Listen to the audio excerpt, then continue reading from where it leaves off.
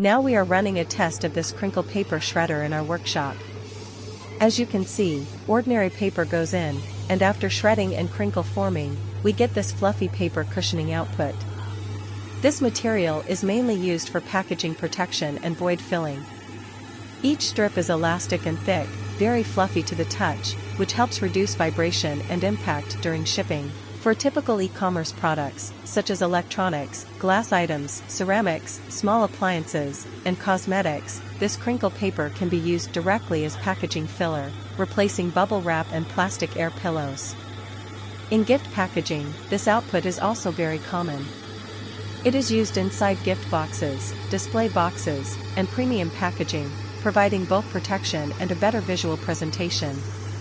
For warehouses and logistics centers, the biggest advantage is that the paper can be produced and used on-site.